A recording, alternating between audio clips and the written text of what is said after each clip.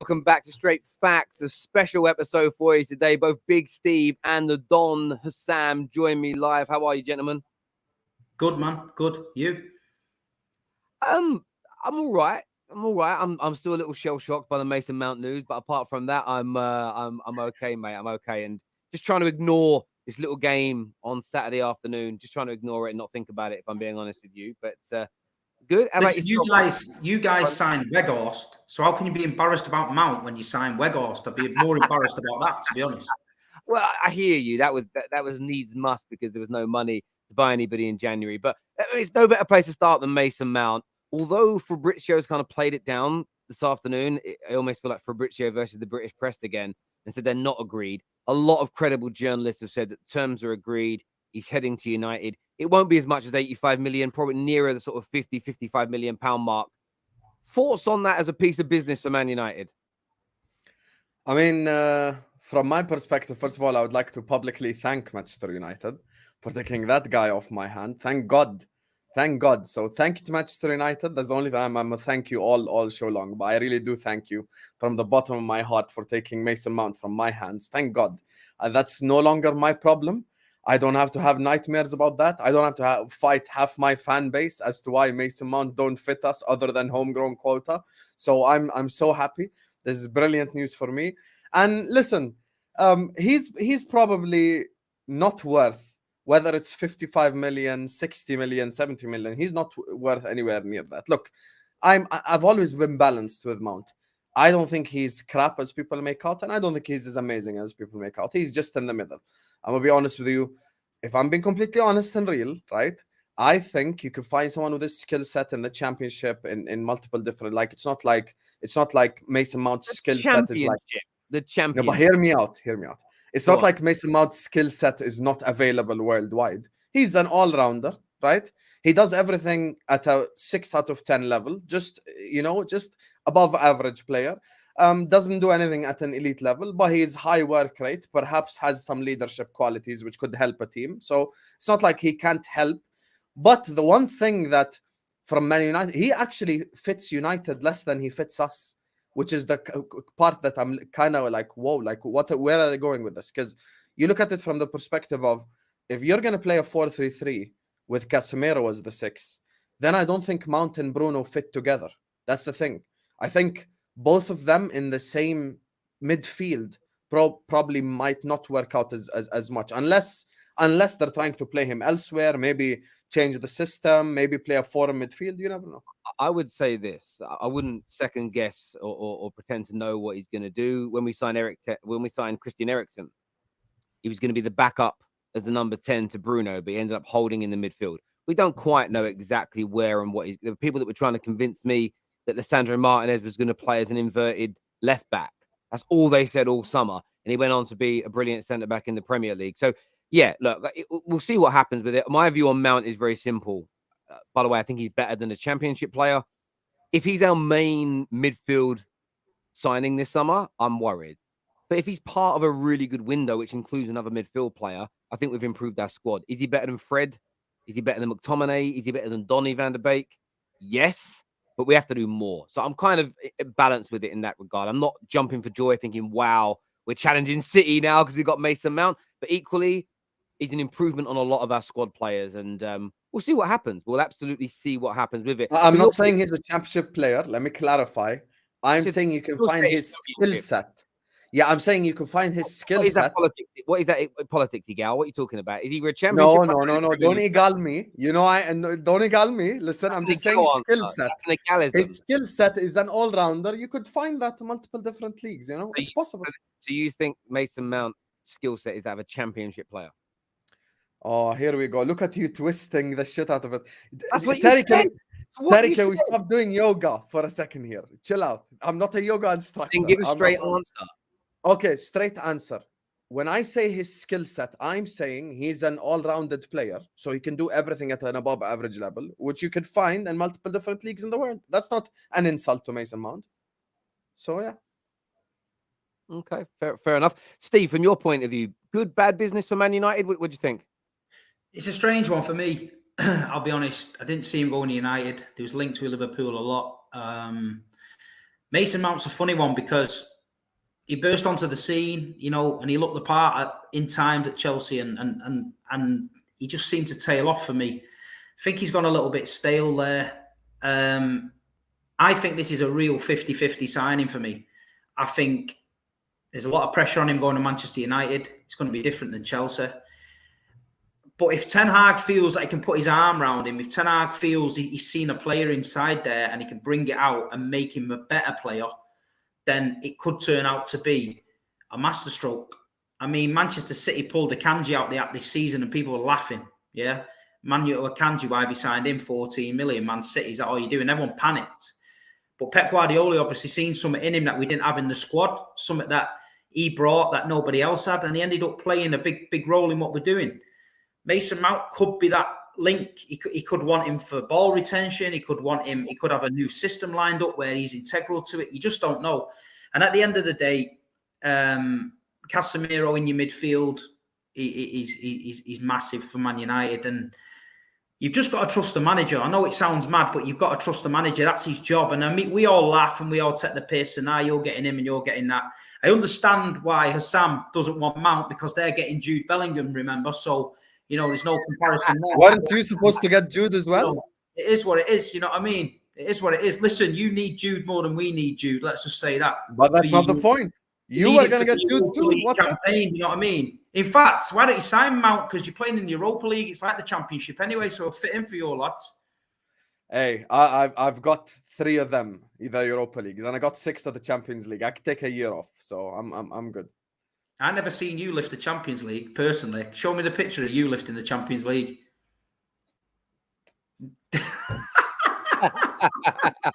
That must be the Jordanian version of the Champions League. Absolutely. We have a super chat here that says Mount is a good player. Chelsea will regret there is a player in him. And look, I think that alludes to what you just said, Steve. I've had a lot of negative things to say about Mason Mount. I don't backtrack on them. I back my words, but I hope I'm dead wrong. I hope that he comes to United, all the goodness within. Look, I've seen him score some good goals. He's got good technique. I don't think he's a championship player or championship skill set. I think he's got Premier League quality within him. I understand that people often use a quote of a jack of all trades and a master of none. People use that and they don't ever actually understand or read the full sentence. The full sentence, I believe, ends with something along the lines of a jack of all trade but a master of none. But the jack of all trade often does a better job than the master. That's the full Shakespeare quote. So we're going to use the full quote. Who knows? It might work out to be better in this system era, but we'll see. Here, this says this is true. Ten Hag wanted Mount at Ajax twice, so he clearly has a plan for him. Will be interesting to see. We still need other players. It's just not that big name that Man United fans want. You know what I mean? They want that marquee signing. But you've gone down that road before with Pogba and people like that, and it hasn't worked. It hasn't worked. So he's probably got a budget. If you're signing Weghorst, yeah, desperation signing like that, there's definitely budgets at Man United that they've got to put in place. So if they gave him an option and said you've got 100 million to spend on a midfielder and he can get 2, and he can get Mason Mount in for 45 and get someone else in 55, then he probably thinks that's better business than blowing it all on someone big time. You know what I mean? But I just don't know. I just think for the size of Man United, the club, where they're trying to get to, you know, Ten Hag's obviously got a plan for him, for me. I agree. And that full saying, just in case I want to quote it right, is a jack of all trades. A jack of all trades is a master of none, but oftentimes better than a master of one. It's obviously Shakespearean English, but there we go. So it's actually meant to be a compliment, but for some reason in the modern day, where we've turned it into an insult. Someone sent that to me the other day. I thought, bit of culture for us. This year says, what are your thoughts on the movement Man United are doing at the moment? Sold behind the scenes, or moving along? The transfers and training ground worked on. It's not what the Glazers have or ever do. Ben Jacobs spoke about that on the show we did this morning. He said that when it goes quiet, typically in these scenarios, things are actually motoring on forward. That when there's a lot of noise, typically things are standing still. But it's business as usual for Man United. Both the potential bidders have sort of put that in their proposals that they don't want anything to chop and change. They're not going to make any wholesale changes to backroom staff, transfer policies, managers, especially not in the first summer. So the club's going to continue on. If we do get new owners, the budget may therefore increase. There is another player we're linked to as well, gents. And I don't know how much you know about this young man, but the reports today, and I want to read them out to make sure I get them correct, is that I do like his first name, Rasmus Hojlund. So not Haaland, Hojlund. It says here, has told Atalanta that he wants to leave. Man United are now in talks with the Atalanta chief executive. They want £55 million for him. United's plan is to attempt to sign 2 strikers this summer. I've only seen this guy play a handful of times, but I've read a lot about him, seen a lot about him. There's a lot of hype surrounding this kid. If Man United, whether they get Kane or not, is this more of a Man United move? A non-obvious, a lot of football fans call for non-obvious signings. Is this one of them? Maybe, because to be honest, look at the last few signings: Ronaldo, Ibrahimovic, Igalo, Weghorst, fucking Cavani. Are they Man United signings? Never in a million years. That's where the club was. They were stuck in a rut and trying to appease everyone, bringing in these big names, but they were old has-been big names. And maybe this kid, I know this kid's young and he's quite highly thought of. And at Atalanta, he's done well. So maybe they're going in a different direction. Maybe the Mount signing and Hojlund signing, maybe that's where they're going now. Maybe Ten Hag's trying to build something for the future and get a bit of youth in there and try and, work on players like he did at Ajax. He sort of coached them a bit more. Because when Ten Hag's Ajax team were doing well in the Champions League, they were playing some fantastic football. And I don't think he has them players at Man United to get that level of football at the minute. He's got individual players. He's got Rashford and Bruno, Casemiro, but there's 1 or 2 floating around him that aren't good enough. So don't be surprised if this is United's season where Ten Hag really puts his stamp on it. I think last season he had to work with a lot of players that he probably wouldn't have chose to work with. I think you give him a full summer, pre-season window now. Next season will be Ten Hag's team. And that's why I say to the fans, don't panic. Look where you was 2 or 3 years ago. Look how the turmoil in the club and everything was mad. You've won a trophy. You've got Champions League football and you're in an FA Cup final. So now's not the time to be doubting the manager because he's, in my opinion, he's done well. I kind of don't know, about this Hojlund guy. I'm not going to pretend I know a lot about him. I think for Man United, if they want to move to the next step, they probably need a bit more of ceiling raisers. People who elevate players around them. Like me and Terrace spoke about in the past regarding Harry Kane. I just think he makes everyone around him better.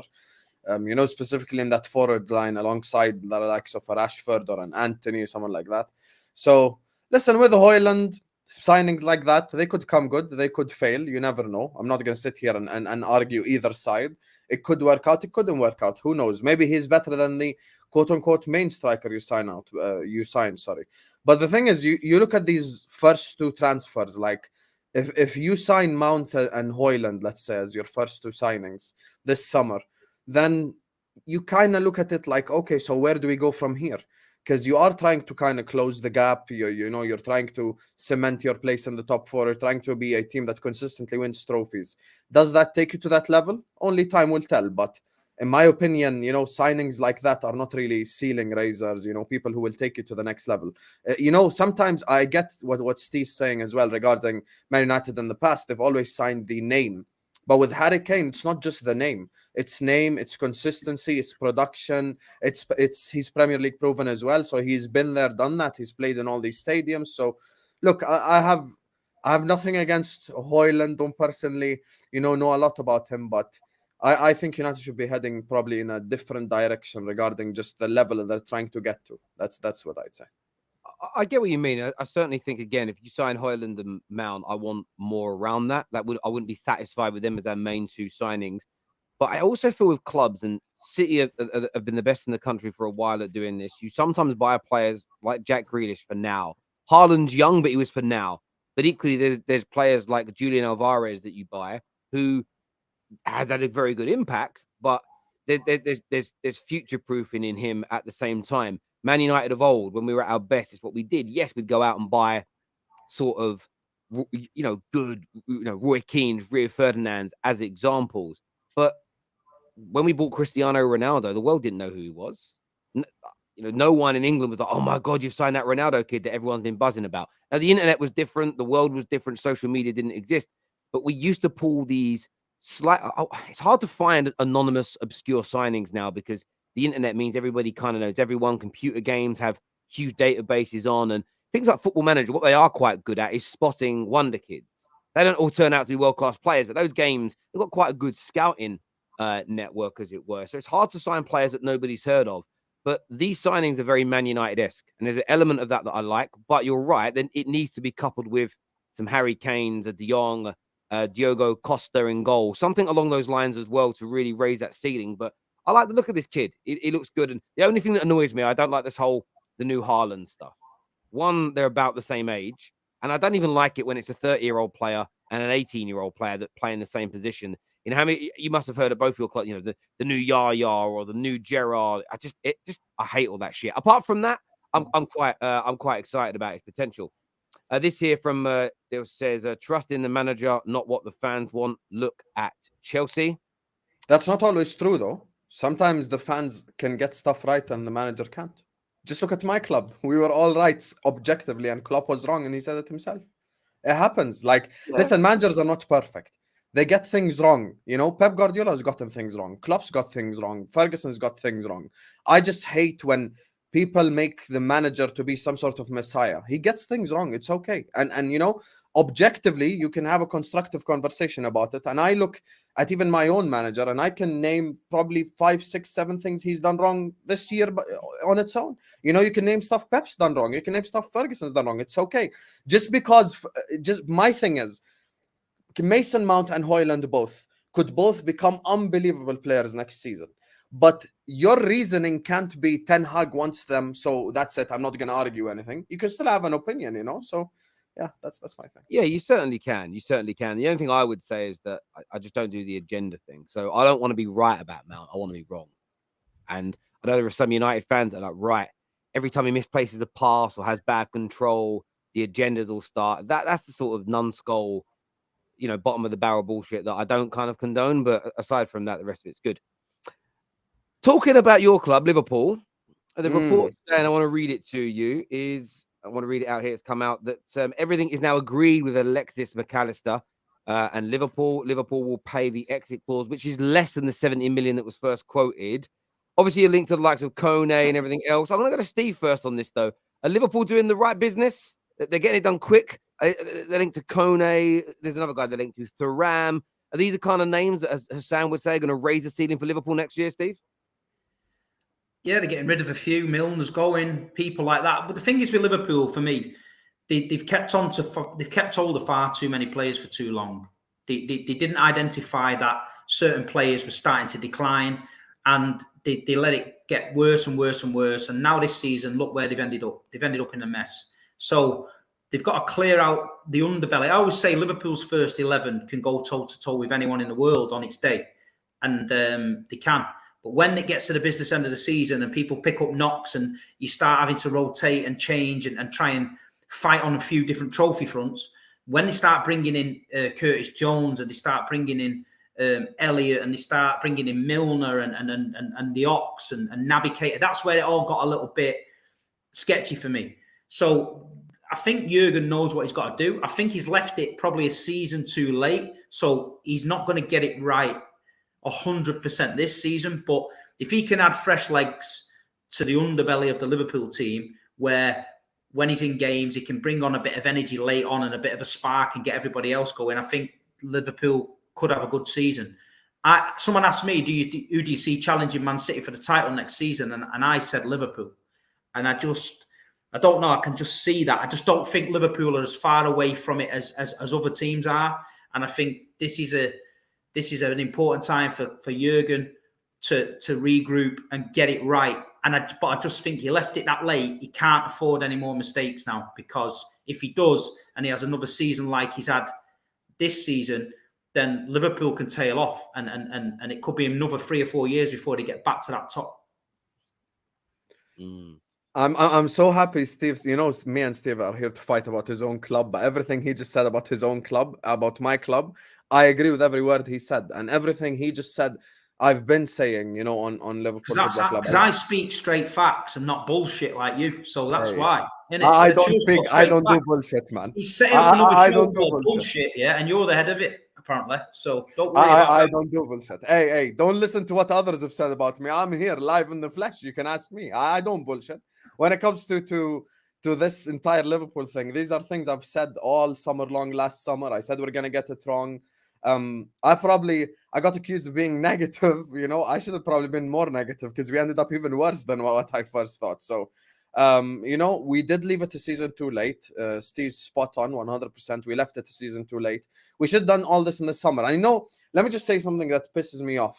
You know, people now, Liverpool fans, you know, just kind of smoking a little bit of copium, talking about like, oh, this was a lot better than us signing Jude Bellingham. Yeah, but that's not the point. Why did you just waste a year of my life? Like, we could have gotten these 3 players last summer anyway. So why did we waste a year of our life waiting for someone? Whether he comes or he does not come is not even that's besides the point. All of these players that we're linked with right now, the likes of Kone, the likes of Thuram, the likes of even McAllister, whoever you want to bring to this table right here, right now, we literally could have signed last summer. So we just wasted a year on absolutely nothing. And we're just sat here currently in 5th place, you know, with the Europa League as well.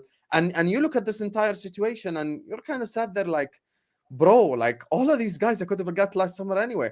But the one thing as well regarding the title race, this is something I've actually said as well on here, and I've said on kind of everywhere I've been on, even my own channel. I've said, look, people are underestimating Liverpool because you're not as far away as people think. Just because you finish 5th this season doesn't mean that you can't have a bounce back season next year. And I look at that Europa League thing, and if I'm being completely serious and objective, I don't think Jurgen Klopp is going to take it seriously probably until the knockout stages, which gives us essentially, in essence, a game a week, probably for, let's say, 7-8 months a year. Not a year, sorry, 6-7 months in next season. So we're probably going to be playing maybe, you know, August till January. Then you've got, you know, January, February, etc. So you're looking at a 6-7 month period where we really could probably just be playing our starters in the Premier League. And I think that could give us a significant advantage. And, you know, me and Terry have had this conversation before, but when I look at the Europa League, for me, I'm not going to do, first of all, please don't compare us to Arsenal, comment section, because I know people are going to come directly, Arsenal, blah, blah, blah. Listen, when I say I've got bigger fish to fry, I hunt the shark down and I kill him and I eat him and I win the Premier League. If I was in Arsenal's position last season, I am currently sitting here as Premier League champion. This is the truth, because I don't see us folding like Arsenal fold. So had we been knocked out of the Europa League and we were 8 points ahead, I really believe let's assume for the sake of argument we lose at the Etihad, whatever. I'm not even going to argue that. I don't think we lose at West Ham. I don't think we lose at Southampton. I don't think we, you know, these games that are games that win you the league. And I believe we win them. Now, as I've always said, there's 3 scenarios. If we're not in the title race, then I'd want us to take the Europa League seriously, because that's an additional trophy. If we are in the title race and miraculously, some way, somehow, we're like 15 points ahead of City, miraculously, please note, you know, then also I'd like us to take it seriously. But if it's close, the 3rd scenario is probably a likely one.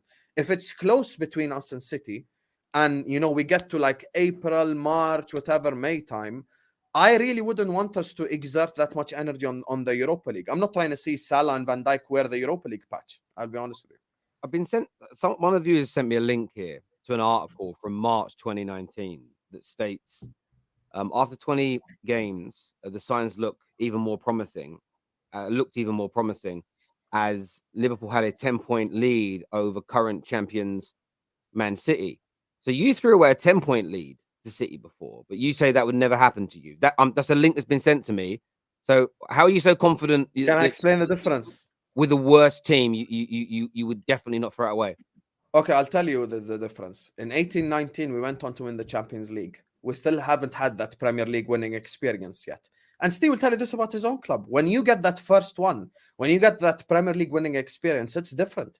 The second time, you're not going in there like, oh my God, I don't know what to do here. I'm so confused. We're in a title race. No, no, no. We have that Premier League winning experience. And you look at that spine, the spine is all there. Alisson, Trent, Van Dijk, Robertson, Fabinho, Salah. Now, whether you rate these guys, you think they're good enough, etc. I'm merely talking about the experience of being in a title race. Now, if we add on to that the likes of a McAllister, you know, 2, 3, 4 couple of good players, then suddenly you're looking at it from the perspective of I've got the experience, I've got the youth, I've got the fresh legs. Hey, you can call it a COVID title.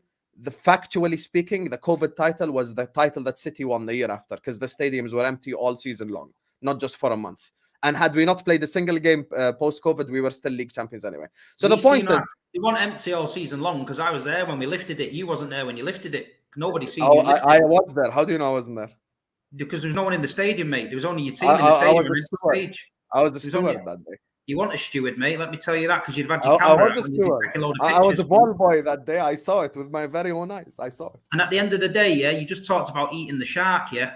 Well, if I ate a steak once in 34 years, I won't be talking about fucking steak. Let me tell you that. Yeah, but that has nothing to do with it. You agreed with me. You said you chase the shark down and eat the shark. You've only won 1 league title in 34 years, so you don't eat shark much. Okay, but that's not the point. Once again, you refer to yourselves as sharks. Who ate the shark in the last 5 years? There's only been one guy who's eaten the shark, and that's why you yourself to shout home about. Is it really? No, but you just said it yourself. You said Liverpool are going to be in the title race next season. I said they'll be in the title race. I didn't say you win it though. Yeah, but I never said we'll win it either. I'm waiting for our summer before we decide that. I literally just agreed with everything you said, so I don't know why. We've had 97 points and lost the league, and I give you credit for it. But like you say, you're miles away from that team at the minute. You're not that team, but I do believe you will, with signings, be challenging for the league. But this Manchester City team ain't standing still. So people can say Arsenal bottled it all they want this season, but we're just going to get better and better and better. But Arsenal did bottle it. That's factual. But credit to Man City, we never gave up. Even when they said Haaland made us worse, oh, you're slipping, you're drawing at Forest, we carried on going. Oh, you're going to be tired because Arsenal are out of every competition. Man City is still in the competitions. We carried on going and going. And in the end, we've rested the team for the last 2 games, to be fair. So, yeah, did they bottle it? Yeah. That's why I'm not having any Arsenal fans saying they didn't bottle it. You've got to admit and say, yeah, they did. But I think we're going to get better. I do. I think we're going to get better. We'll see, because teams usually do drop off a little bit after a three-peat. And when I say drop off, this is where I have to respect City a little bit. A City drop-off is not a drop-off by 15, 20 points. City dropping off could be a drop-off maybe by 5, 6 points. And that could be enough for a team to go in there and win it. But listen, me and Steve agree anyway. So there's nothing to argue. We just agree. He just didn't like the delivery on the shark. But the truth is, over the last 5 years, there's only been one team to eat the shark. So I'm going to back the team that's had shark at least over the last 5 years against Pep Guardiola. So, you know, that's what I'm saying. Yeah, I think we might change the name of the show to Straight Fish for a week. Be a bubble. Fishing weekly. In fairness, though, City have league-wise, points-wise, anyway. If you're going to look at points, the last 3 years they have dropped off from those Centurion 98 points. The average points total to win the league in the last 3 years is 89 points. So, you know, it's because we did what we needed to do this season. The last 2 games, Pep's got to think about the FA Cup final and the Champions League final. So he decided to change it up. We drew at Brighton, which is not a bad result. And we were 10 minutes off drawing at Brentford with a third-rate team. We got caught out late on. Brentford won 1-0. Was we unhappy about it? Yeah, you don't want to lose. You're 25 undefeated. So I like them little runs. But listen, if it means going into the Manchester derby on Saturday fresh, then I'm taking it. If it means that everybody's fit for the Champions League, I'm taking it. I said to one guy, he was moaning, I said, look, if Erling Haaland came on for 15 minutes and pulled his hamstring and he was out of both games, what would you have said? Pep Guardiola's an idiot and he shouldn't have done it. So he can't win whatever he does. We're sat in the stadium, we want to see Haaland up front. I don't want to see Cole Palmer and running around and people like that. I want to see Haaland. But, like you say, there's bigger games on the horizon. Pep's got to think out properly. He knows his squad. If these players carrying little twigs and niggles, that he knows. We don't know, you know what I mean? But hopefully it's panned out and it's the right thing he did and we go on and do what we need to do. No, I don't disagree. It's why when people talk about the points totals, you have to always look back at those seasons, what teams in. You know, even in seasons where teams are in the semi-finals and finals of the Champions League, especially in years gone by where squads were smaller, you're rotating much earlier on. You're like, okay, look, we've got a 6-point lead, 7-point lead in the league. We can afford to rotate. We've got a big Champions League game on a Tuesday night. All that context is removed. It's only really removed by the generation that weren't there. You know, one of the things I agree with what Goldbridge said on TalkSport the other week. Some kid called in to say that the Manchester 1999 treble winning team wasn't that good. And Mark's like, how old are you? He said 18. You weren't born. You didn't watch them. You're not a Man United fan. So there's no way you've gone back and watched 3 or 4 years of every single game that Man United, but you don't get an opinion on how good or bad they were because you didn't watch them. And context is always very, very important, because the title race ended up with a 5-point gap between you and Arsenal. In reality, it was bigger than that because of where you won the league and what you would have done if you had to play your full strength team. But there we go. Speaking of City, this was a random one, but Mateo Kovacic in Chelsea says here close on personal terms and the deal is almost complete. That's according to Fabrizio Romano. How do you feel about that one, Steve? It's come out of left field, hasn't it? But like you say, with Pep, he does this sometimes. Very rarely gets it wrong. You know what I mean? Akanji, like I said at the beginning of the show, came out of left field. People were moaning, but he's had a great season. I just think Calvin Phillips this season hasn't worked out. I think that Calvin was brought in as a backup to Rodri, where Rodri can play 60 minutes in a game. We've got our noses in front. Rodri can have a rest. Calvin Phillips comes on, sees the game out, we win. In a perfect scenario, that is what would want it to happen. Calvin Phillips has started 2 or 3 games this season. I think 2 of them have been the last 2. We've been winning games and he's not trusted him to throw him on. I think he struggled with the system. I think he struggled with the step up. I seen an interview with him the other day and he said his first training session at Man City, he thought to himself, what am I doing here? These are too good for me. Now, if you're a Premier League player, England international, and you're thinking that, that's not the right mentality to go into a football club like that. I don't think. So I think he struggled this season. Is Pep gonna cut his losses and get rid? I don't know. Is he going to give him another season? Maybe. But if Kova comes in, you know, he's not our typical signing. But look, he can do a job. He can put pressure on Rodri. He could probably come in there, you know, and fight for his place. I don't think he's anywhere near as good as Rodri, but like you say, last 10 or 15 games, Champions League group games, can come in, steady the ship. He's obviously seen something in him and he wants him. And we're at that stage. We're quite lucky as City fans now. We're at that stage where we can trust our manager. We don't cry about it. Some will cry because they want the marquees, they want Jude and that. If Jude Bellingham doesn't come, then goes Real Madrid, then we missed out. You know, fair play, we take it on the chin. But he signed players before. You know, you look at the City team, look where they were signed from. Ruben Diaz, he was signed from Benfica. Everyone wanted Koulibaly at the time from Napoli. He goes and signs Bernardo Silva from Monaco, Akanji from Dortmund, Gundogan from Dortmund, Ederson from Benfica. So it's not like he's gone out there and smashed these marquee signings every time and brought the best of the best in. He's not. He brings them in, he works with them, and they all become better players. Nathan Ake, they laughed at Nathan Ake. Why are you signing him? He got relegated from Bournemouth. Look at him now. So I'm calm with it. I think we trust in Pep. If he thinks he's the man to do a job at City, then why not? What do you think of Sam? Because there are some Chelsea fans annoyed about this, some that are annoyed about him leaving, Mount leaving, and there are others that are saying it's the right move. Is this going to improve City enough? Does it weaken Chelsea? Like, how do you view it? I mean, Kovacic is quite injury prone. That's really his problem. I don't think his problem is ability-wise. Ability-wise, he's got it. He's got ability in abundance. I just think it's probably more from a fitness element where, you know, you look at someone like that. But this is the luxury of your Manchester City. You can just afford to go to Chelsea, just take their best midfielder and just keep it stepping. But man, like I don't really think he'll be backup for Rodri though, because I don't see him as a DM. I think he's more of an 8. Maybe play like a couple of FA Cup games, Carabao Cup games. We don't know what's going on with the Gundogan situation, with Bernardo Silva as well. There's more, news regarding him. Do I see Kovacic being a starter? No. But I see him being probably the first option off the bench when it comes to the midfield. And if he can stay fit, His problem is really just injuries. He's kind of like Kovacic and Thiago are very similar. You know, they're both got ability in abundance, both very good at playing the ball, you know, good dictators of tempo, can keep the ball really well, press resistant, all of that. But at the end of the day, you just look at it from the perspective of he's just injured quite a lot, Kovacic. The same with others around the league. So for me, I really don't know. If he could stay fit, then it could be a positive signing. If he gets injured, then, you know, it's a negative signing. So I don't think it's anything on the pitch, because there's no doubt about his quality. I just think it's about his fitness, to be honest with you. So, yeah.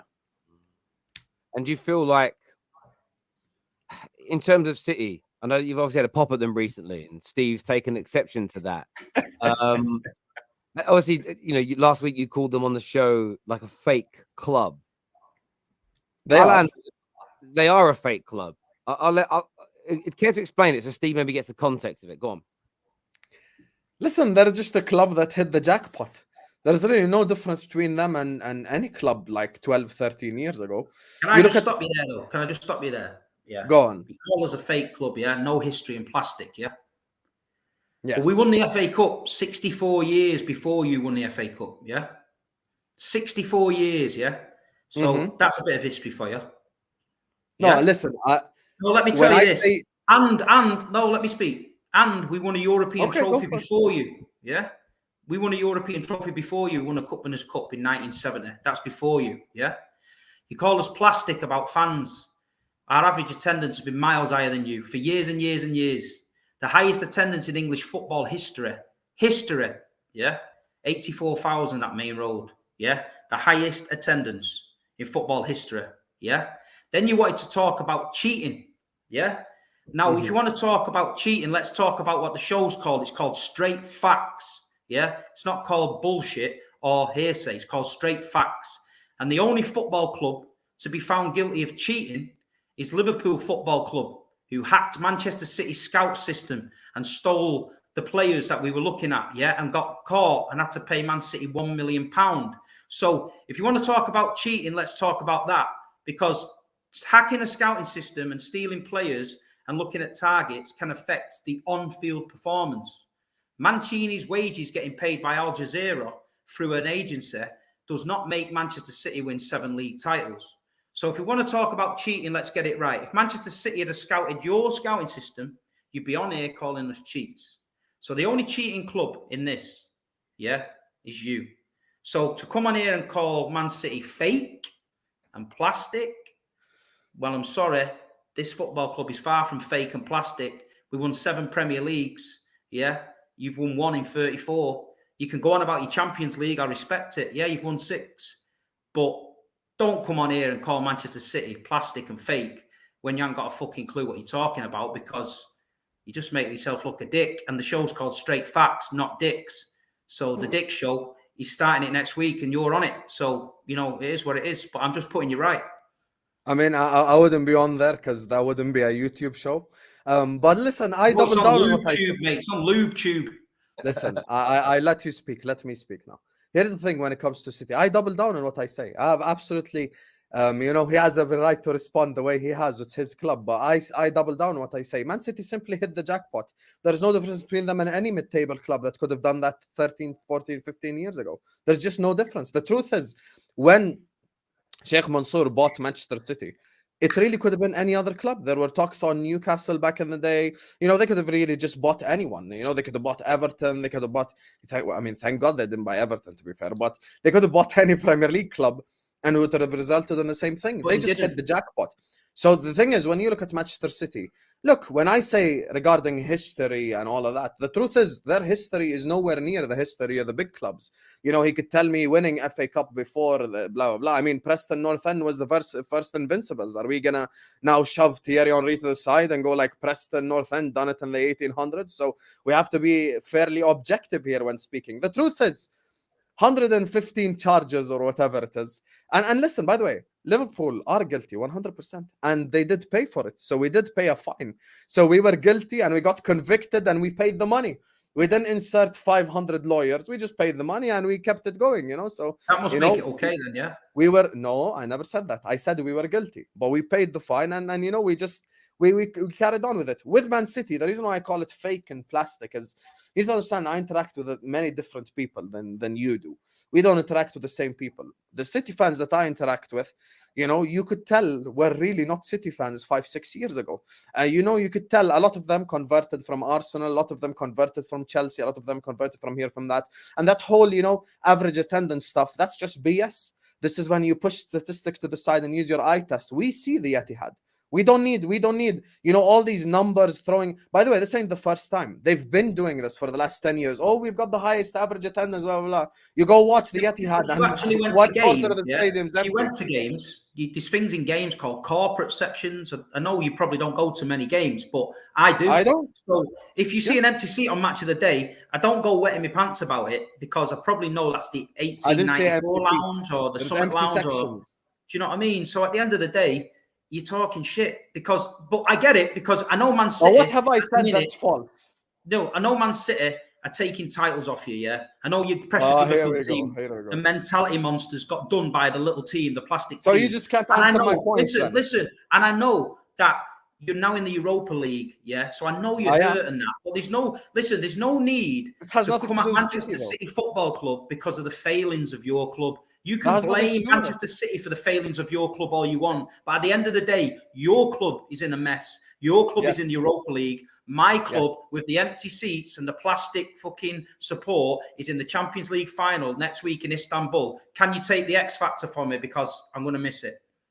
Okay, but that has nothing to do with what I'm saying. You basically can you take the X Factor for me next Saturday, because I'm in Istanbul? No, but you just said your response to everything I said is Liverpool are crap, which has nothing to do with it. No, because I agree with you. Liverpool are crap.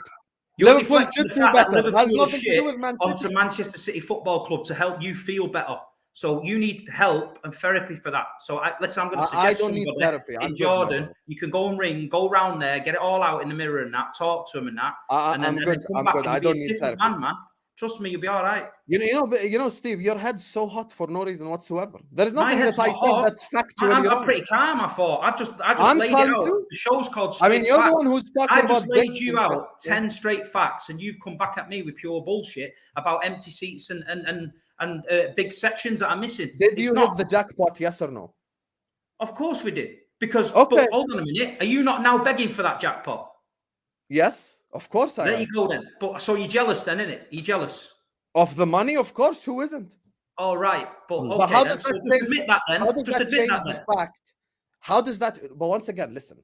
When I spoke, your response can't be Liverpool are crap and should do better, because I agree. No, my response was, hear me out. The reason you're calling us plastic is to deflect from the fact that your team at the minute are poor. But don't put that on us. That's down to you and your management. If you're mentality monsters and you're Liverpool FC, the biggest team in the universe, why have you only won one title in 34 years? Why? That's a brilliant question. That's an unbelievable question. Once again, this ain't about Liverpool, though. I don't know why you're making this about my club. You're calling me plastic, but we've won seven Premier Leagues. So what does that have to do with the plasticity? Because listen, if you ever been to Anfield? But what does that have to do with it once again? No, right, because let me tell you, next time I go Anfield, I'm going to take a video for you. And if you want to talk about plastic, I'll show you the coach park. I'll show you outside Anfield. I'll show you everything about Anfield that goes on that is very, very plastic. But Manchester City, we might not have as many fans as Liverpool. We might not have as many fans as Man United. But at the end of the day, we're a solid working class club in Manchester. And when we were in the bottom pit of Division 2, we had 32,000 every week going to support this club. And being a football supporter is about supporting your club in the bad times, not in the good times. So nobody can call this club plastic and a club with no history, because when this club was on its arse, we came in week in, week out, watching absolute shit football and survived. And did we win the lottery?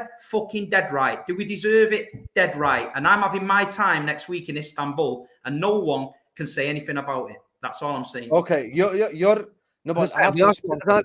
Can I just respond, Terry? Because I actually didn't respond to any of this. Okay, respond to it. I'll ask you a question. Okay, Steve's response is Liverpool are crap. You should do better. You're jealous. I have no problem with that. That's what I'm saying anyway.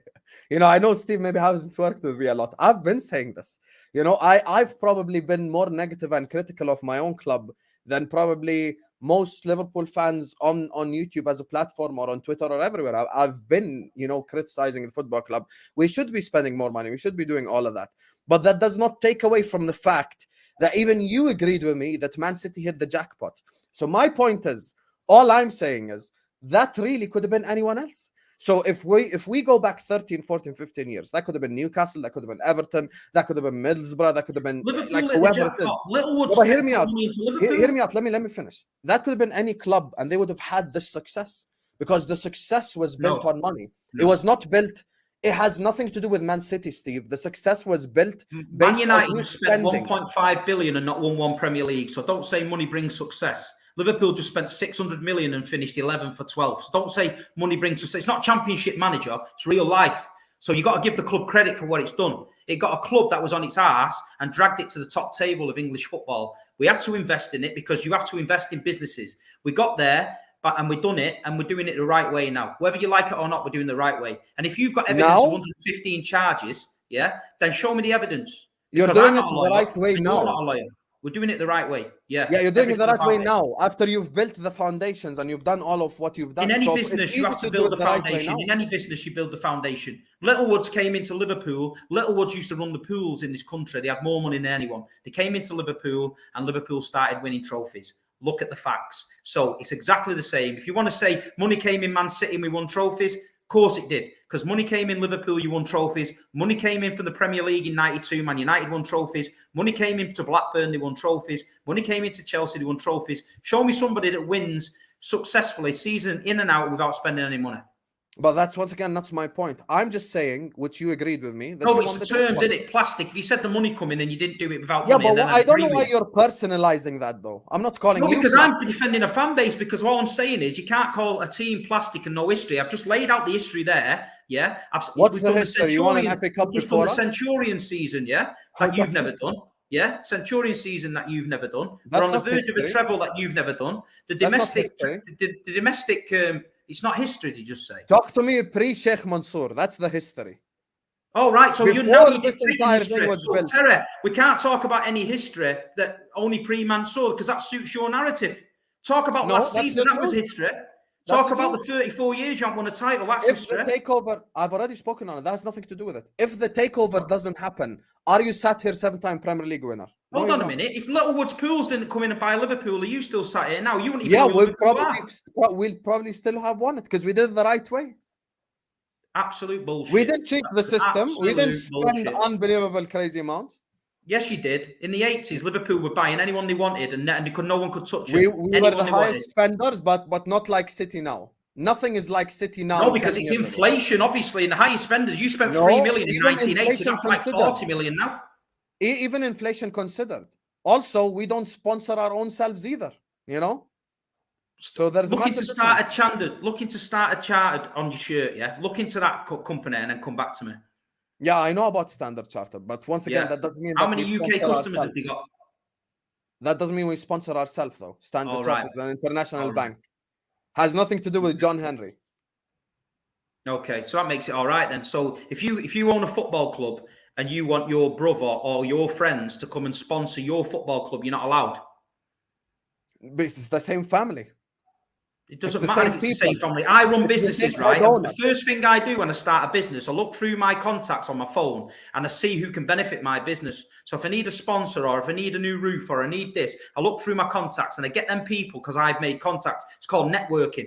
And I get them to sponsor. I get them to come in and do the work in my business. So if Sheikh Mansour's brother owns Etihad Airways and his brother owns the most successful team in England in the last 10 years, if I own an airways company, I want to be on the shirts of the best team in England. I don't want to be on the shirts of Oldham Athletic because Husam told me that I can't go on my brother's kit because it's his family. Okay, and where does the family lead to? It's business. No, where does the family lead to? If you keep going, where does this money go to? The government. What do you mean, where does it lead to? The head, the government. That's where this money goes to. This is right, the thing. Well, listen, I'm not in. I'm not saying your brother shouldn't sponsor you. No, I'm but saying there's only Manchester City's sponsorship deals that get scrutinized. You have to hear the explanation. Let me just interject for a second. The source of the money is the same.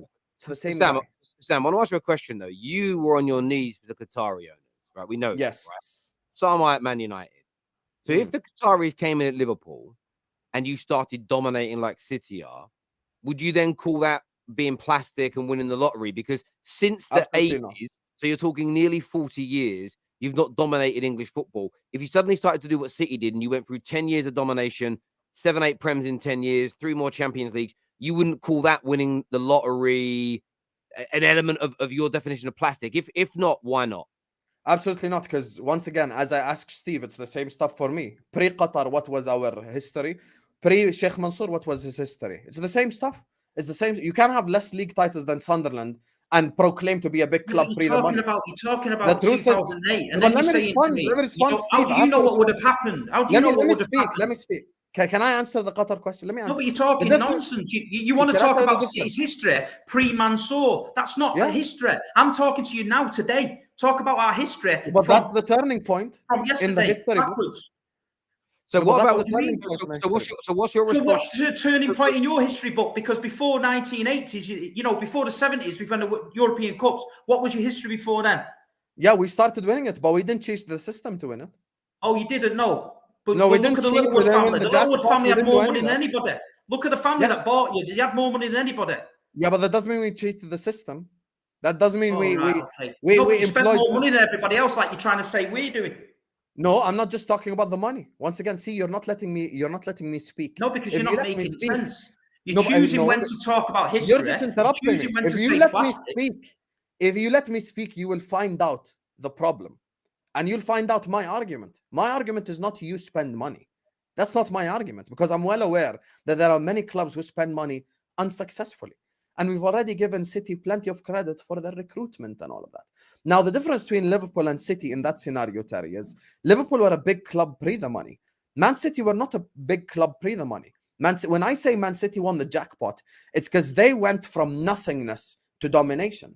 Liverpool Football Club is a historic, the same with Manchester United. I said the same thing regarding Man United with the takeover. People went like, oh, why would you not have a problem with it? It's not like City. No. Man United are a big club even pre the money. Now, what Steve doesn't realize is I'm not saying the problem is you spend money. No one's saying that's the problem. When he mentioned the brother thing, I told him the issue. The issue is the source of money is the same. So if Terry is the source of the money and he's giving me money and he's giving you money, me and you both sponsor the same business, by definition, Terry can't own that business because it's his money. So the problem with the whole City situation is, as I've already previously explained, stuff in the UAE are all public owned. It's all owned by the UAE government. There's no such thing as private company. These things don't exist. It's all, Etihad is owned by the UAE. Visit UAE is owned by the UAE. Etihad Airways is owned by the UAE. All of these things, all of these companies, whatever it is, are owned by the government itself. So essentially what's happening is the government is sponsoring the government. That is the problem. The problem is not your brother sponsoring your or helping you out. The problem is you are sponsoring your own company. So look at it from this perspective. If I start Husam FC tomorrow, and then Husam Chocolates and Husam Restaurant and Husam Industrial blah blah blah start sponsoring Husam FC, it doesn't make sense because we're the same owner. So that is where the problems lie. So that's the difference. Sam, I understand all of that. I still don't think I've listened to you guys a lot. We're going to go to super chats in a minute. But when you call them plastic and that they have no history, that sounds to me like you're saying because of what they've won, because of who owns them, it doesn't really count. But that logic means that nothing Newcastle will now achieve means anything. And even though Man United and maybe yourselves get Middle Eastern owners, we've got a history, that would still mean that everything that comes after government-owned, UAE-owned money comes into the football club. You by default become plastic, and your new history that you're creating is worthless. It's not, because once again, hang on. But if all the money that City have got comes from the UAE, it comes from the government, and therefore it's plastic, and the history doesn't count. Man United have got predated history.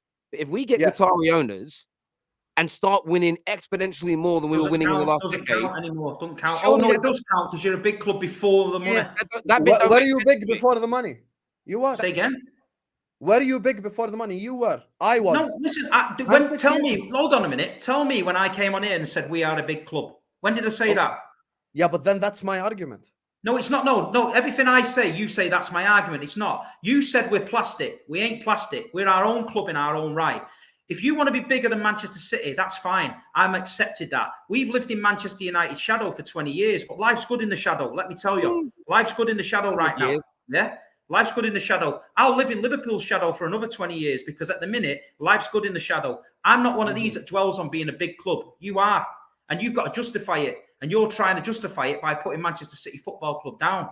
That's what I'm saying. I live perfectly happy going week in, week out, knowing that where Manchester City lie in English football, and at the minute we're at the top table and nobody can catch us. I don't have to make excuses. When Manchester United were better than us, I didn't have to make excuses. I didn't moan about Martin Edwards and the money he spent. I didn't moan about Kenny Dalglish at Liverpool. I just took it on the chin and said, that's just the way it goes. But you lot can't accept it. So you resort to calling the football club plastic and no history. And I've just dealt a load of facts. You've just come at me with a load of nonsense about the government and about. You're the one who hasn't dealt with history pre-2008 because you pick your history. You're picking my club's history now. You can't respect us for what we've just won on the pitch. But that's the conversation, though. It's not the conversation. If I'm speaking about the money and the takeover, is a team not allowed to create history? So in the 60s, when Liverpool won nothing, could somebody have turned around and said Liverpool was shit in the 60s because you'd won nothing? But then you went and won everything. Did anyone come and say you was plastic? Or once again, you only did it because of money? You're literally not arguing against anything I'm saying. The reason why I'm choosing that specific I'm arguing because you call in a football team plastic, no history. No, but Steve, that's what. Sorry, I want to interject as kind of trying to host this. That's the point there, Husam. You're now saying history. When you call them plastic and fake, you're basing that on the money coming from the UAE. No, but see, once again, this is the thing. I'm saying they were a small club pre this takeover. You need to understand they were nobodies. I agree with you. They were. Okay, so the reason I'm using the takeover as the turning point is that's when stuff changed. So I'm not going to count the Centurions as part of the City history. I'm saying when I speak on this, I lived it, mate. It's history. I lived it. Trust me. Okay, I understand. It is history by definition. I'm saying the takeover is when Manchester City changed as a football club. That's when they hit the jackpot. And yes, you can build, and yes, you can spend money, and yes, you can compete against the likes of Liverpool and Man Utd, etc., and whoever it is you're competing against. But there's a right way to do it. And when I say right way, it means you have to build your club slowly, step by step, get to that level, have sustainability at your top, develop. Doing it from step 0 to step 100 is the problem. And the reason why it's not the same for Liverpool and United had we been Qatar owned is Liverpool and United are massive, big institutions, even pre the money. The reason why I'm using the money is not because it's my argument. It's because the conversations regarding the takeover. So it would be silly for me to speak on post-takeover City because that's just counterproductive. Okay, guys. Let me just end. I'm just going to end the conversation on this. Yeah. There's only one word that you can say in all this conversation that sums it up. Yeah, jealousy, and that man over there is riddled with it because his team are now in the Europa League, the biggest team in England, Liverpool FC, who've done it the right way, and now in the Europa League. And Man City, the plastic club from Manchester, are now dining at the top table, and we're on our way to Istanbul. So take it on the chin, Arkid, because nothing's going to change. It could have been Newcastle, could have been Everton, could have been Middlesbrough. It is Newcastle now. I've got a lot of super chats here. First one says Chelsea's a plastic club as well by that metric. Would you agree with that? What makes you think I'm going to disagree with that? No, he's asking, they're just asking. They're asking for the viewers are going to ask questions directly on this. This is City broke sponsorship rules themselves and saying their revenues was higher than Madrid. Newcastle are physically not allowed to do the same and are capped, is what Patrick says. City made money during COVID when the entirety of the world was losing money. I'm supposed to sit here and say, oh my God, yeah, they can spend money and blah, blah, blah. Like it's normal the way they're doing it. It's obviously the wrong way, but hey, it is what it is, man. Jake here says City owners were creating fake companies to funnel money into the football club. That's fraud and criminal outside of football even. There's a lot of lawyers on here, man. There's a lot of lawyers on here. Terry, does a mailbox print money? Just asking. You know, maybe we're uneducated. I haven't found one that does. Does a big club hack a scouting system? Yeah. Yes, they do, and they paid the fine. Where's your fine? Both cheats. My club didn't cheat. I like that. I'm not getting into history of City. My thing with Mansour is 30 years behind 30 years behind in the league, 50 years behind in Europe, then claim to be commercially better than Liverpool City, Manchester City. There you go. But you see, that's flawed because you look at Paris Saint-Germain, yeah? They were formed in what, 1970? Look at their turnover. But Paris Saint-Germain, 1970, we were formed in 1894. So how can Paris Saint-Germain get a turnover of 600 million quid? How can they do that? No, but that's different because that's the French league. Oh, that's different. No, but they have a monopoly. No, but they have a monopoly. Oh, right, that's different, yeah. So they can go and buy Neymar for 200 million, yeah? They can go and buy Messi. I never said what PSG are doing, right? But that's fine. But Manchester City can't. PSG are even smaller than you pre the money. What makes you think that I'm saying? Exactly. That's my point. So how can the PSG grow to a commercial level? So basically, this guy is trying to say that businesses can't grow at massive rates, which you can see that in any business, companies can grow. So the fact that someone can't get their head round Manchester City, who've won 7 league titles out the last 10, and who are in the Champions League every season, who are buying football clubs around the world, who are doing commercial deals all across the world, cannot get their turnover higher than what it was, that guy's talking out of his ass. General business. So you can see a company come out of nowhere and get in the top 10 in the world like that. Okay, but once again, we're talking about football here. Step 0 to step 100 doesn't happen. Even, by the way, you're talking about PSG like you're talking about PSG like I'm gonna justify it. I'm not gonna sit here and justify PSG. PSG ain't doing it the right way either. The truth is, no one is saying you can't build your club to compete. But you're begging for oil money. You're begging for oil money. You're saying that these companies. Yeah, but I'm big before the oil money. You're begging for it. You're begging for it. Yeah, but Liverpool are massive with or without oil money. Oh, right. So hold on a minute, Terrace. Hold on a minute, Terrace. Manchester City get bought out, yeah, and with these companies, and all the money goes to the government, and it's not allowed. But because Liverpool are massive, they want it, and it's allowed. Jealousy. Because we're big pre the jealousy. Money. Jealousy. And we wouldn't have to spend, and we wouldn't spend as much as jealousy. Well, we've got some more super chats here. This one here says, as a Gooner, I agree with the City fan, Steve. I'm afraid to say it. It just sounds like Liverpool are bitter. They can't accept they are not on top. It has nothing to do with bitterness. Nothing to do with it. Sam here is a United fan, says, I was going to say it too. It's jealousy, and I'm a United fan. I would love United to get Qatar. This Liverpool fan is just chatting poo. Let's be honest.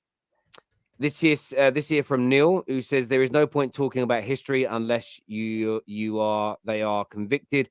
As an Arsenal fan, we just have to focus on our own clubs being better so we can overtake them. Philip here says, I'm fine with our new owners. We will start winning. This is a Newcastle fan.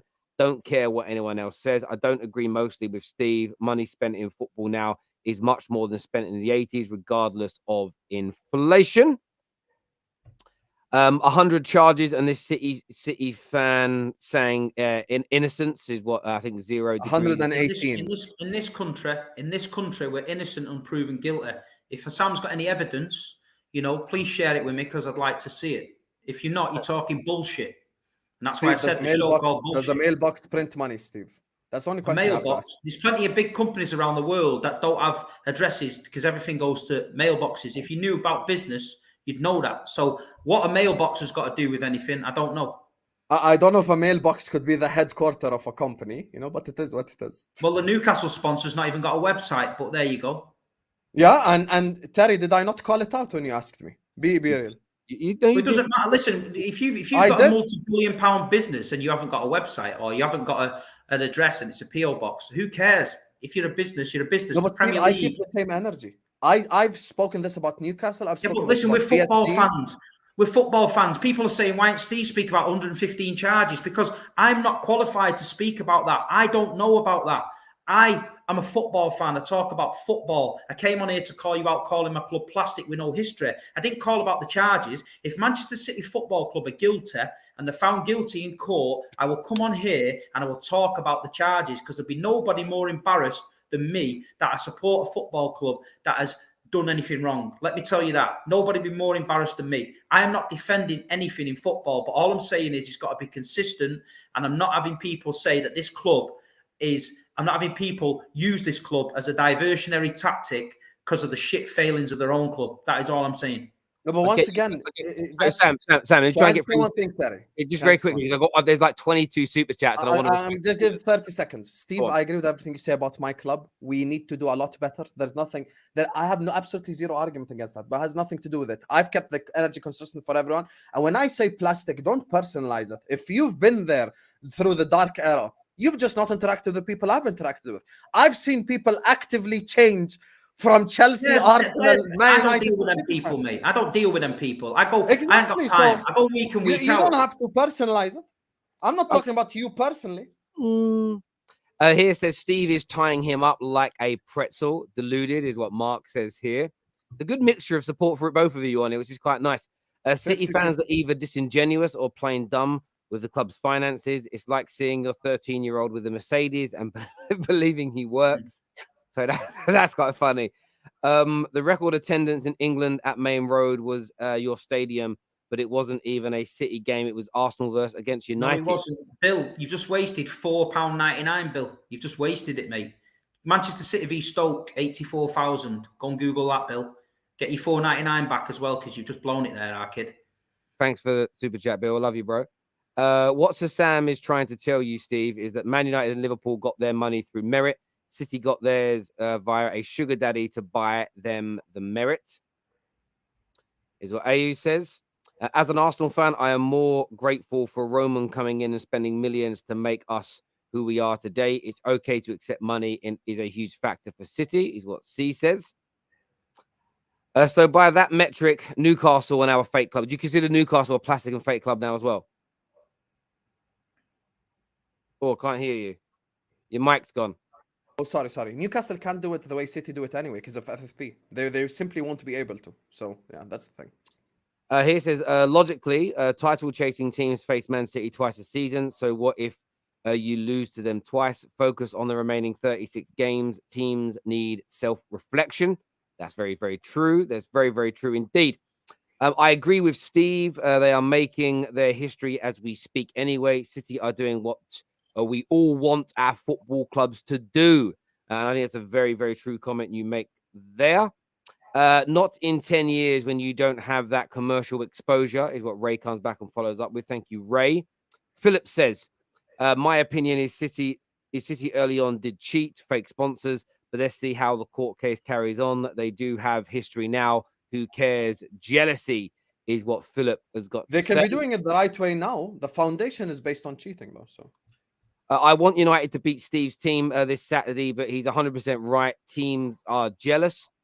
And the hacking should have resulted in way more punishment, is what Billy Welsh has got to say. I agree. It should have been had the title stripped. I agree. How City's revenue higher than Madrid's? Explain. He can't. He's a football fan. So Steve, the facts are there, man. I don't know why you just own it.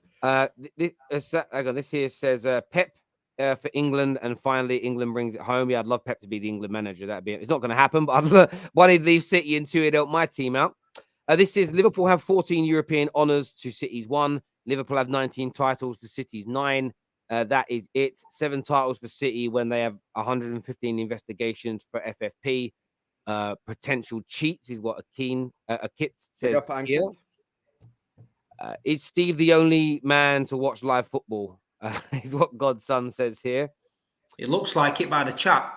Maybe. So Greenwood innocent then and should come back.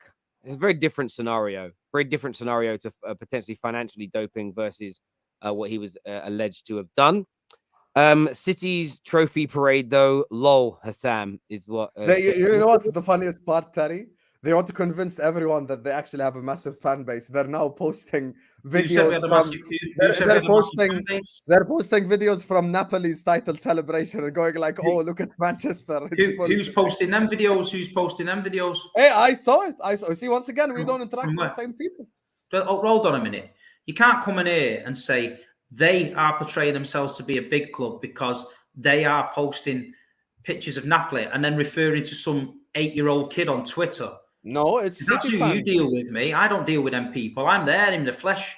I don't care about big clubs and all that. At the end of the day, there's 200, 300,000 people in Manchester when I'm watching my team go round with the Premier League title. You've never seen that, Husam.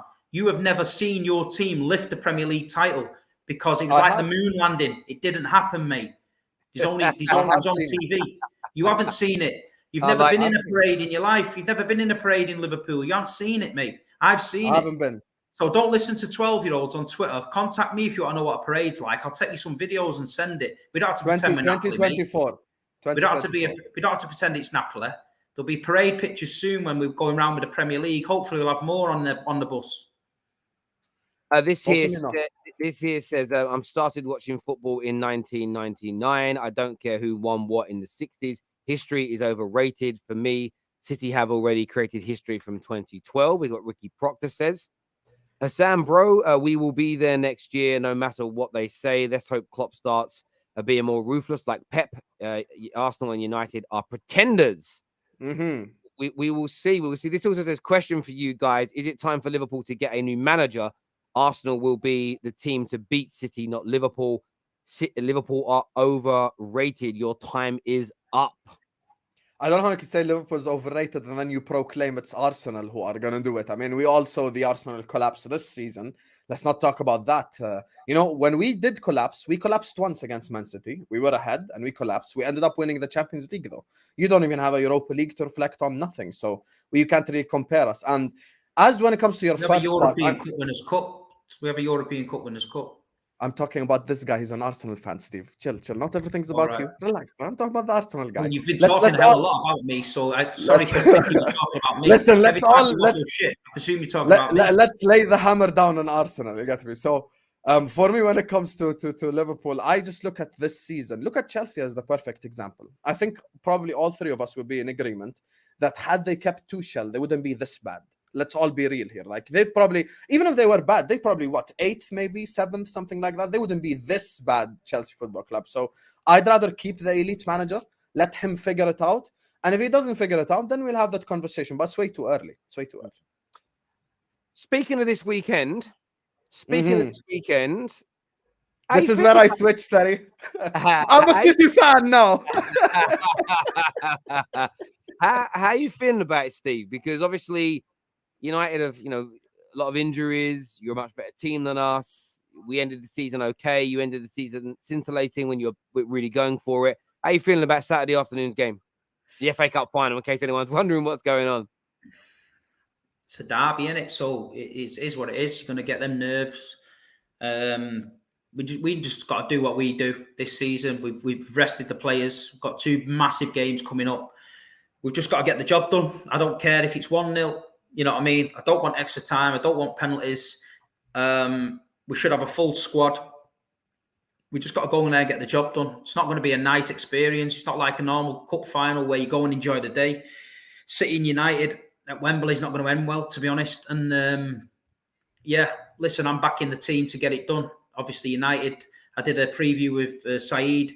He's sort of 50-50. I think he's hoping United get an early goal and maybe ride it out. But I don't know. I just think we get the job done, Terry. I just think we're playing so well at the minute. And we need that rhythm going on to Istanbul next week. I'm not looking forward to the game. I'll tell you bluntly, I'm not looking forward to it because I want to be in the final. I was watching the Europa League final last night and I watched what I think are 2 very average teams play. How we collapsed to Sevilla is beyond me. They're good, but they're not that good. We've beaten City this season, so we know how to do it. We have beaten you. In fact, in the last 4 or 5 years, not many teams have beaten you as regularly as Man United have. Mostly Old Trafford, but we've beaten you. So we know how to do it. I'm nervous about the game, and it isn't just because I don't want to lose the FA Cup final. It's because it would be 3 of the 2 down to complete a treble, and I think the FA Cup final is going to be harder for you. But on paper, it's harder for you than the Champions League final against Inter Milan because Inter Milan are good. But again, I think I would fancy us in a one-off game against Inter Milan. So we need to beat you, 1, to cement an impeccable first season, a brilliant first season for Erik ten Hag. I think it builds further confidence in this group of players they can win. We go into the summer excited. We're looking at some early transfers. I think it would just be such a good thing for us to end our season on. Of course, it's a trophy, but also it would stop the treble from being possible. But that's where the fear comes from, because it is more than just the final. It's more than just the derby. it's one of the most historic FA Cup finals in the history of this beautiful, in my opinion, the best cup competition in the world. I've said that for many, many years. Yes, we've been in it when we were up for a treble. You know, Liverpool played Man United in it in a treble, and I think it's the biggest since then because it's two massive rivals fighting out for a trophy, but one's trying to stop the other from creating almost, not quite because Man United have already done it, but almost unprecedented history in this country. So it's massive, but I'm backing Man United to win. I'm backing us to win the game. I think we can do it. We're never gonna smash City. I'm going with a close game, 2-1. And if I can pick the guy to get the winner, it's not Bruno. Don't say it. Don't it's say not it. Rashford. I would love Weghorst to get the winner. Oh God!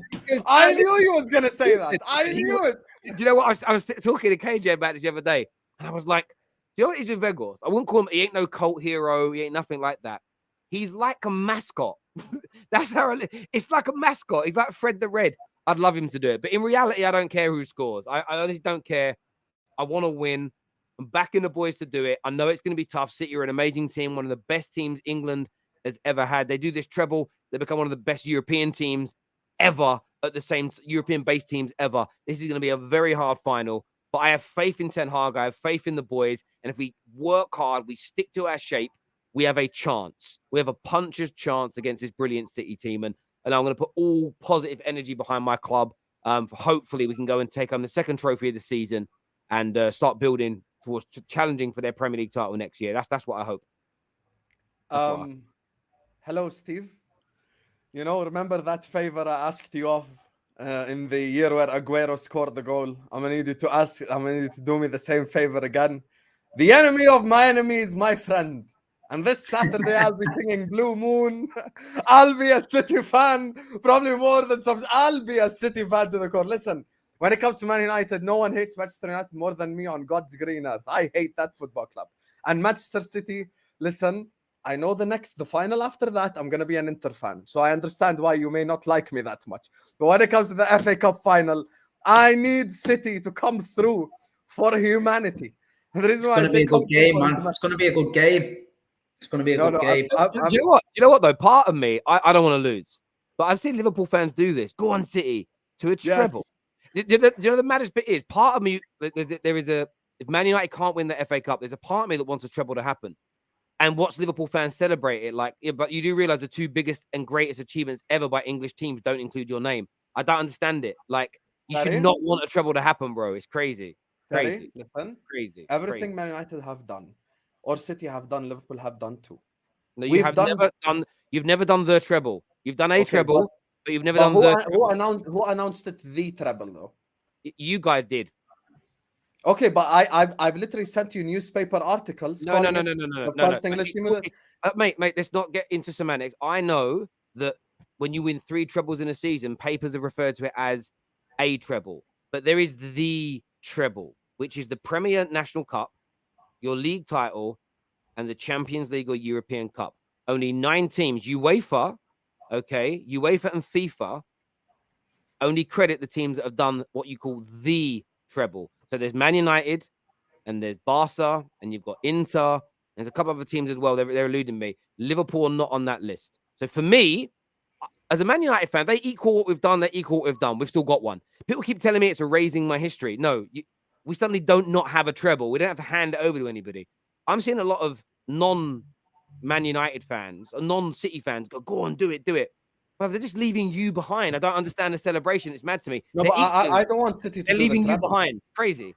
I don't want City to do the treble. I want City to win the FA Cup. That's what I want. You know, with all due respect, when it comes to Istanbul, I'm going to be an Inter fan. See, it's just in a week, I'm going to flip. I'm going to support the other blue team. So listen, it's just hatred for Man United. It's just no other reason for it from my perspective.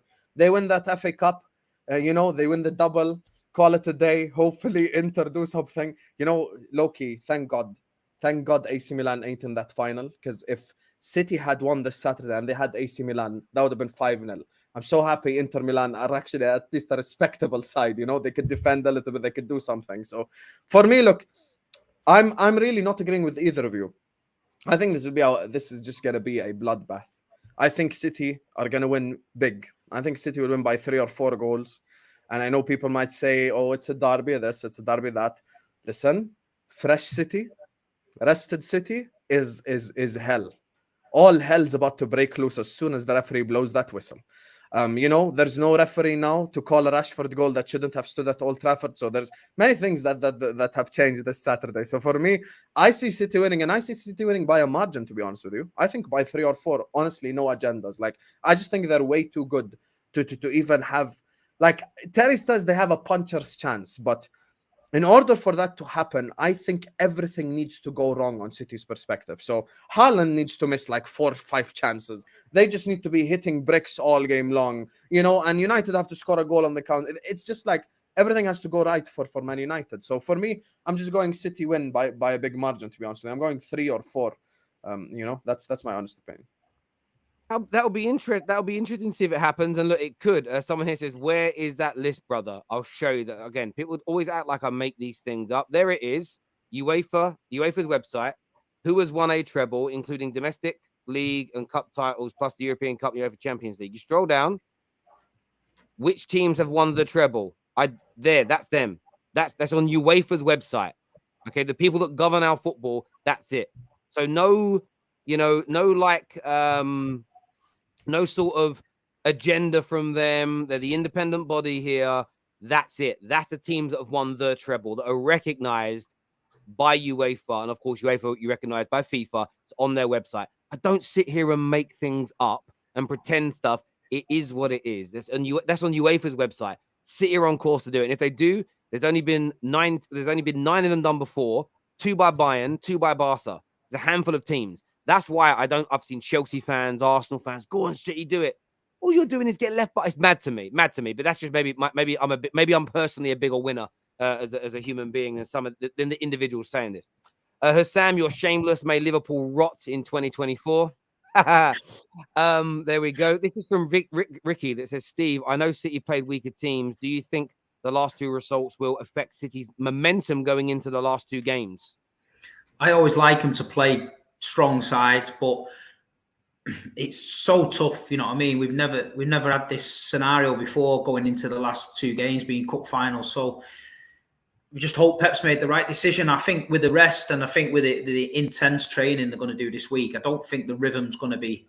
We've played a lot of games in the last 2 months anyway, so I think the rest will do us more good than harm. Yeah, I agree. I don't think it makes any difference personally whatsoever. City are going to be amazing. They're going to be hard to beat. And if Man United put it off, it's a miraculous, it'll be a miraculous performance, and we'll deserve nothing but credit because we're going up against a team that everybody's telling me is the greatest English team of all time. So to beat them in a final would be colossal. Money or not, Man City is a well-run club. Liverpool fans are just jealous because their team is falling apart. It took Liverpool 30-something years to win the league. Thank you for the super chat, my brother. But Arsenal actually went longer without winning a league title. So go read your history, since the topic is history. Second of all, I've never denied City are a well-run club. They're a very well-run club. I'm just talking about the foundation, though. The foundation is where we disagree. Okay. If your revenue and pitch success is bigger than the fan base, then your club is plastic. Simple. I've got to say here. So who goes to jail? City's owners? Well, no, nothing they've done is criminally wrong. It's just against the rules of the competition. It's people that haven't got a clue after they're just making mad shit up. It's a bit like footballers are not allowed to take certain types of sleeping tablets and fat burner tablets that you can buy in Holland and Barrett. It doesn't mean they're going to get arrested if they take them. I just don't see how United stop KDB and Haaland right now. It's a fair point. It's a fair point. Again, if Man United do it, the praise they are going to have to get on Saturday night from everybody is mad, because everybody's saying there's no chance, and that's why I'm backing the boys. That is about to be shameless as hell if they win that FA Cup. On a level though, on a real one, you're both grown men. Everyone's saying we've got no chance. People are predicting 3 and 4 nils. If we perform to a level and beat them, the praise Man United should receive is massive, surely. I agree with you. Especially from you, Husam, who has just said that everything City are built is plastic and fake and shouldn't even exist. Listen, as I said, if you do win it, then you deserve praise. I know. Yeah, well, and I'll be getting it from you.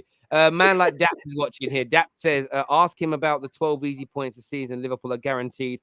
of Arsenal and United every season? What Daps has asked. You know, I have to Daps. credit Steve, actually, because Steve didn't lose his mind. If this was Daps on here, his face would have turned red. He would have finished his vape and everything. So, you know, Steve was actually able to have a calm call about Daps. I always get under his skin. We shouldn't be calling him cat. Sam, Daps actually said an interesting fact to me the other day at the match. He said his vape has won more Premier League titles than Liverpool. That's fair. That's fair. It has. It has. Pastor Fred is gonna preach KDB off the pitch. I hope you're right. I hope we do it. And the nerve-wracking thing is, I keep forgetting tomorrow's Friday, which means I want to do what my dad did with me when I was a kid. I want to like get up in the morning. I want to take my kids out for. I want a proper FA Cup final day with my kids. But there's another part of me that doesn't want to get too up for it because I'm shitting my pants. I am not looking forward to it at all. Haaland just needs to disrupt the Man United defense. Man United meant to say defense. Yeah, and I'm sure he's going to do that. I'm sure he's going to absolutely do it. We didn't get round to the Declan Rice news on this show, people, so we'll cover that on another show later today or tomorrow. I want to thank the boys for coming on and having their say. Great debate. It's normally on these shows with Lee. It's me and Lee that are arguing. It's nice to sit back and watch others do it and sit in the middle. No, he knows. Listen, he knows it's all. He knows it's all good. Me and him. It's not nastiness about. It's good. It's just good banter. It was a good show. I enjoyed it, man. Enjoyed it. Yeah, exactly. Same. I did. Big up, Steve, man. Big up. He messaged me and said, "I didn't believe. Did I upset you?" And I left him stewing on the message because I thought he left me on Steam. You know this has been ruined. I was on a show on Thursday, right? And I was with Daps, and Daps is like, by the way, Steve's coming for you on Straight Facts. And I'm like, that's why Terry wants to do it with me and him. And then Steve's in the comment section going like, TikTok. I'm like, okay, I've got a war on my hands. Terry messaged me and said about, the show. And I said, yeah, we'll do it and all that. And let's sort it out. And then I said, he's already messaged me, Husam, but I've left him hanging there just to get him a bit like nervous. That's why I was excited about, because I kind of knew what the video it was about, but I was sort of like, I'm intrigued with this. But we've got more of this to come, people. Obviously, once a week shows with Steve, with Sam, and Lee Gunner. We are adding man like Saeed to the shows probably in late June, early July. And then what will happen time to time, we'll have shows like this where we have 2 or 3 of the guys on at the same time, kind of having debates, things they disagree with one another. To kind of move things forward a different way. It's kind of doing it a little different to we did it over this season. Viewers, you know how much respect I have for you, my super chatters. You're amazing. Everyone hit the like button before you leave and subscribe. Until next time, take care. Goodbye. God bless. And we'll see you all again.